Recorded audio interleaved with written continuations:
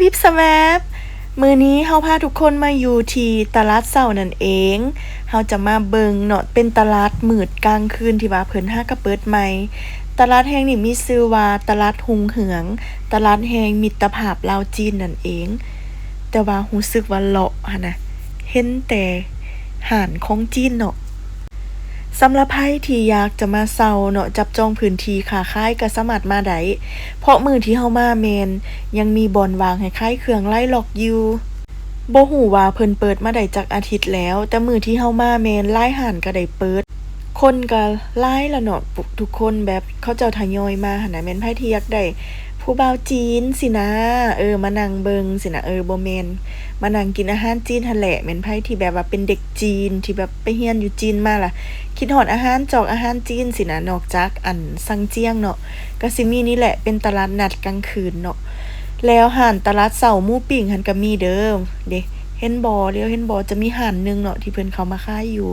ตลาดมืดนี่นะเด้เห็นบ่จะมีห้านของคนลาวหนำเป็นปิ้งหมูตลาดเช้าที่แบบข้ามไปเที่ยวตอนกลางคืนหั่นน่ะต้องฮู้กันดีเนาะห้านนี้ไผบ่ฮู้ก็คือว่าแบบนั่นแหละแล้วเราก็จะมาอ่านเนาะบางห้านหั่นน่ะถ้าเพิ่นใช้เป็น Google Translate หั่นน่ะที่แบบแปลภาษาหั่นน่ะชื่อมันก็จะแบบออกแบบตลกหน่อยหนึ่งและอันนี้ก็แม่น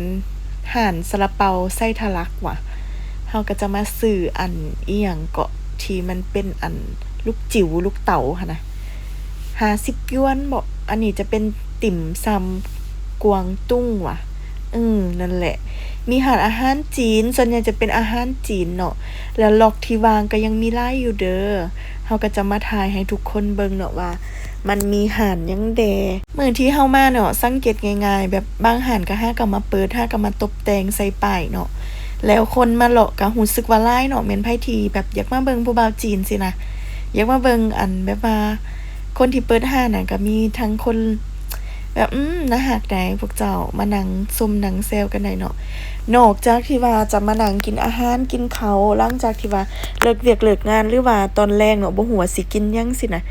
คิดเห็นอาหารจีนแล้วคิดเห็นตลาดมืดตัวนี้ก็ได้จักลาวปอกลาวป่านอิหยังก็มีเนาะพวกเจ้าแล้วก็มีทางร้านมักใหม่เด้อพวกเจ้าร้านตีนไก่แม่นไผมักแฮนตีนสินะมีครบเบิดทุกอย่างแต่เฮาก็เลาะส่องลบแล้วก็ยังบ่ได้หยังแล้วอันนี้เพิ่นก็มาเจอร้านคนรู้จักเพิ่นเนาะเพิ่นเปิดร้านเป็นCoffee Bakery บ่ข้อยก็บ่ฮู้คือกันเนาะ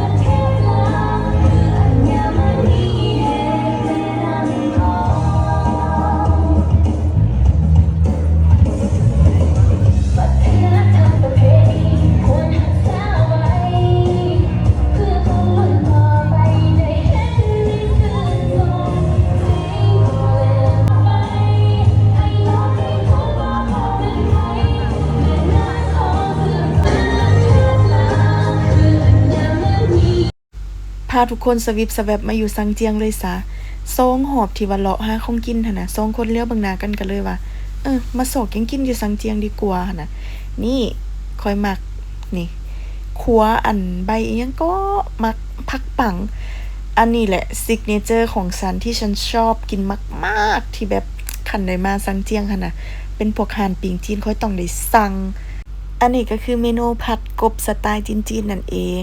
และเมนูต่อมาจะเป็นปิ่งจีนที่แท้ทรูแซ่บบอกเลยแล้วก็จะมีหน่อไม้ต้มเนาะที่มาพร้อมกับแจ่วส้มแล้วอันนี้ก็จะเป็นซุปผักหวานอันนี้ก็จะเป็นหอยที่เราตั้งใจมากินเซิงห่าวเนาะแล้วอันนี้จะเป็นไส้เป็ดเนาะข้อยบ่มักแต่ว่าเพิ่นสั่งมาสุดท้ายเรากินบ่เบิดก็ห่อกลับบ้าน